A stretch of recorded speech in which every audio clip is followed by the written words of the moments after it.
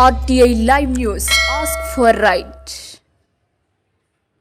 Welcome to RTI Live News. PV Ramesh, నీవు ఒక దళితుడివి, పేదవాడికి ఏం కావాలో నీకు తెలియదా? నీవు సెక్రటరీగా ఉన్నప్పుడు పేదలకు ఎందుకు మేలు చేయలేకపోయావు? దళితులకు మేలు చేసింది వైఎస్ జగన్మోహన్ రెడ్డి. పివి రమేష్కి ఎలా మాట్లాడాలో తెలియని అమాయకత్వం. సంపద సృష్టిస్తాను అని తిరుగుతున్న చంద్రబాబు తన హయాంలో ఎంత సంపద సృష్టించారో చెప్పాలని కోరారు మంత్రి సీదిరి అప్పలరాజు. కూడా దీన్ని గమనించాలి. తన 14 ఏళ్ల కాలంలో తన మనుషుల కోసం, తన సామాజిక వర్గం కోసం, వాళ్ళ అభివృద్ధి కోసమే నిరంతరం ఆలోచించి వాళ్ళ ఆస్తులను పెంచి పెత్తందారులందరినీ ప్రోత్సహించి పేదవాడిగా ఉంటున్నటువంటి చంద్రబాబు ఈరోజు మళ్ళీ కలబలు మాటలు చెప్తూ మన ముందుకు వస్తా ఉన్నాడు. ఇష్టానుసారం మాట్లాడుతూ ఉన్నాడు. నోట్లో సీసం పోస్తాడట. ఎటువంటి పోసేది నాకు అర్థం కాదు. ఈక ముక్క పీకలేను. నాకు మీరు సీనియర్ నాయకులు అయి ఉండొచ్చు, పెద్దోళ్ళు అయి ఉండొచ్చు. ఆ భాష ఏంటి, ఆ మాటలేంటి? నోట్లో సీసం పోస్తావా? దొబ్బేసింది అంటావా?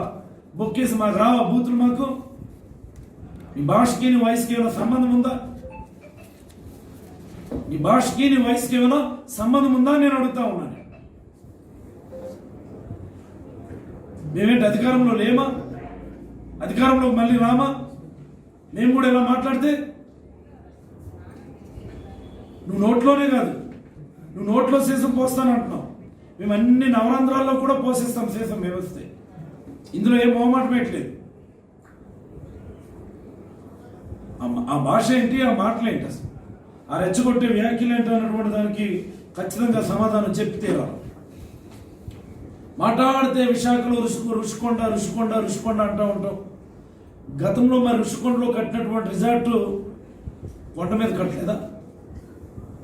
కొండను దొలిచి హరిత బీచ్ రిసార్ట్స్ కట్టలేదా?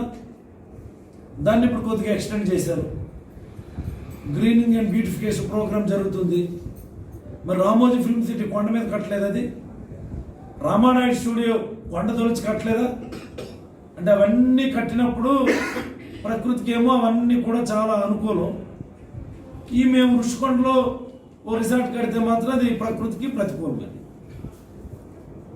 ఆ Madhurawada IT SCZ IT hill కొండల మీద కట్టలేదా? కొండలు దొలిచి కట్టలేదా? ఏంటది నాకు అర్థం కదా. పిచ్చి మాటలు, పిచ్చి వాగుడంతా కూడా మాట్లాడితే రుషికొండ వెళ్ళి చూడు ఎలా ఉందో, ఎంత అందంగా తయారైంది ఇప్పుడు రుషికొండ.